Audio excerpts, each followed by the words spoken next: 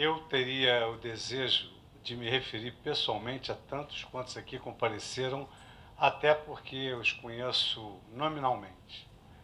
Mas numa demonstração de que o nosso país é pluriétnico, um país sem preconceitos, um país plural, gostaria de saudá-los a todos na pessoa do Rabino Goldman e do padre Hertal, da Pontifícia Universidade Católica, que foi o meu primeiro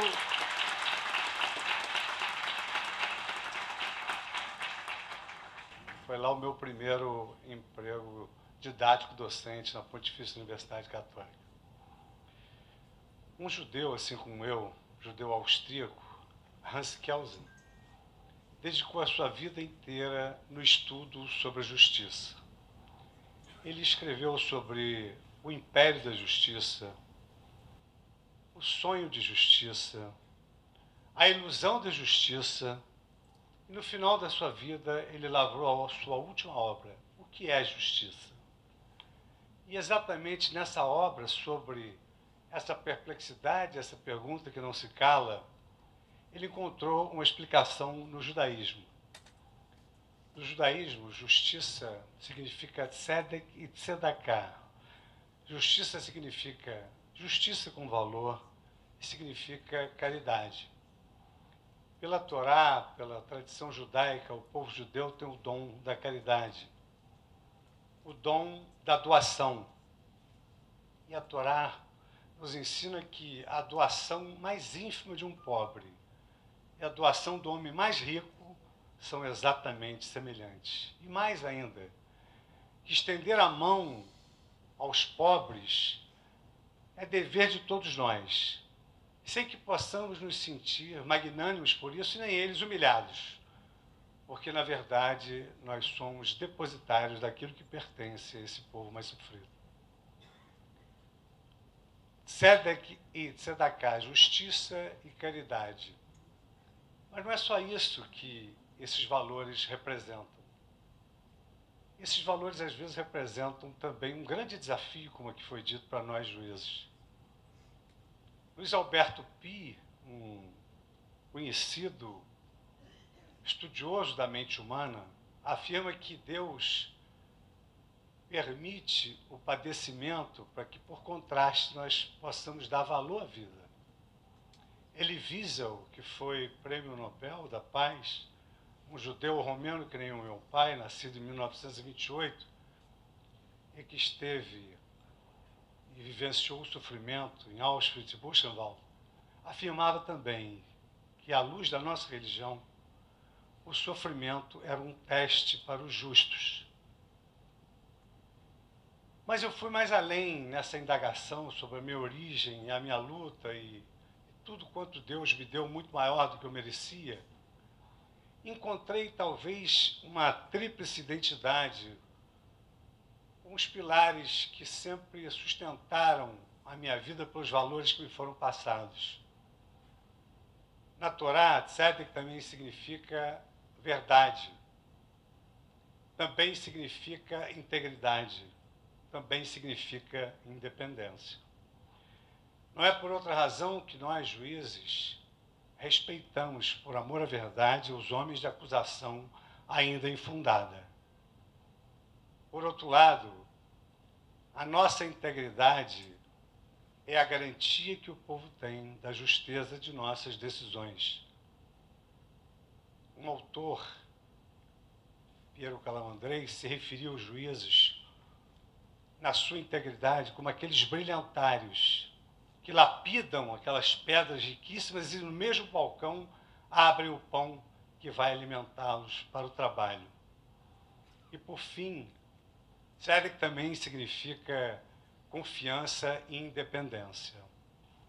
Como aqui muito bem dito nas palavras do querido Osias, nós juízes temos que ter independência e coragem. Porque num país onde os juízes temem em cair em popularidade, as suas decisões valerão tanto quanto valham esses homens. Em suma, a justiça no judaísmo é tal como foi retratada por um advogado judeu italiano, Paolo Barilli, que imaginou-a através de uma vinheta representada por uma balança, em cujos pratos havia um volumoso código e uma flor. E a balança pendia exatamente para o prato onde se encontrava a flor, numa demonstração inequívoca de que, diante da letra fria da lei, deve sempre prevalecer a poesia e a caridade humanas. Foram esses valores que me levaram a seguir na minha vida, e mais uma vez repito, a obter aquilo que Deus me concedeu num patamar muito maior do que eu merecia, servir hoje ao meu país na Corte Suprema. E tudo isso seria absolutamente impossível, não fossem os valores que me foram perpassados, primeiramente pelos meus pais. Eu, como um filho extremamente apaixonado que fui pelo meu pai, um homem digno, reto, um dos maiores exemplos de ética, e eu posso vê-lo sentado ali, naquela cadeira onde nós, na véspera de Yom Kippur, rezávamos juntos o Kol Nidre, e também esses valores que me foram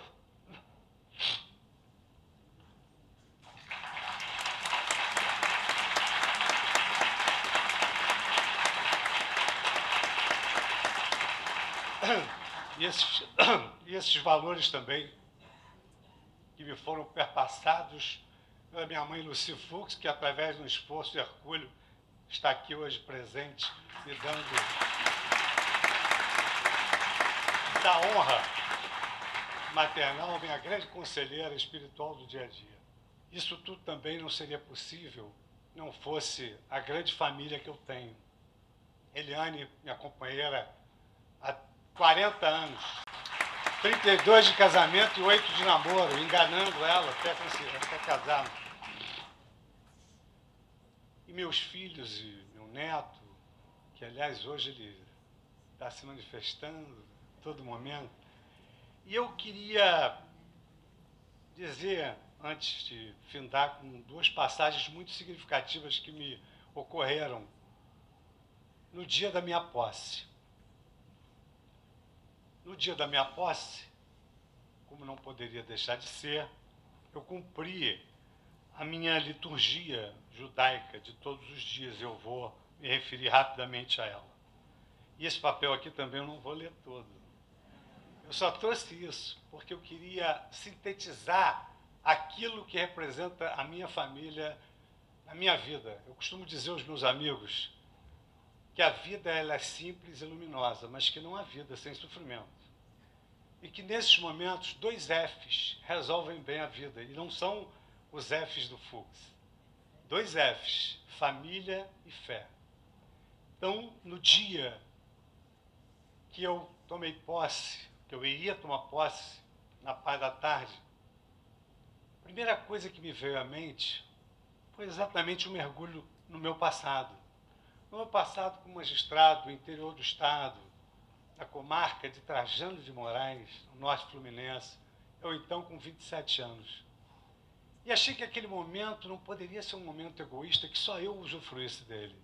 Eu queria que os colegas, como eu, os juízes jovens que iniciam as suas vidas, também tivessem a certeza de que é possível chegar, que é possível sonhar e que efetivamente os sonhos não inventam. Eles passam das nossas noites para os nossos dias e são esses sonhos que nos fazem alcançar aquilo que nós desejamos. Os antigos sonhavam em alcançar as estrelas e foram os grandes baluartes do progresso e da esperança do mundo. Eu, então, escrevi um artigo para os juízes, porque a felicidade não era só minha, a felicidade também era dos meus colegas juízes, para que eles pudessem saber que devem continuar a lutar pelos seus sonhos, porque lutando pelos seus sonhos, ou lutando por suas utopias, é através dessa luta que se alcança esse bem imaterial, que é muito mais um dever do que uma glória. É um dever sacerdotal, porque a magistratura é o mais alto apostolado que um homem pode se dedicar nesse mundo de Deus. Eu escrevi, então, um artigo denominado Nós, os Juízes. E eu escrevi Nós, os Juízes, porque há uma obra secular escrita por Piero Calamandrei, que foi um jurista, um filósofo, um cientista político, denominada Eles, os Juízes, vistos por um advogado. Mas eu queria escrever Nós, os Juízes. E propositadamente não escrevia Eles, os Juízes, visto por um ministro. Eu escrevi Nós, os Juízes. Eu sou juiz até hoje. Eu tenho sentimento de juiz. Eu tenho a independência que deve ter um juiz. Eu sigo a minha vida levando em consideração esse alto sacerdócio que eu exerço. Então escrevi eu para sintetizar a minha emoção, a esperança perpassada aos meus colegas e uma homenagem, ao mesmo tempo, à minha família, que acompanha muito de perto a minha vida. Escrevi eu, outubro de 1982, 7 horas da manhã. Vejo minha esposa, que fazia mamadeira da nossa primeira filha, e dirijo-me à Praça 15, para pegar a barca com destino a Niterói, minha primeira comarca. Acabara de ser aprovado no concurso para a magistratura. Verão de 2011, dia 3 de março. Vejo a minha família, agora integrada pelo meu primeiro neto, Patrick, e preparo-me para ingressar no recinto do Supremo Tribunal Federal para ocupar a 11ª cadeira vaga. Fui nomeado para a mais alta corte do país. Um sonho realizado.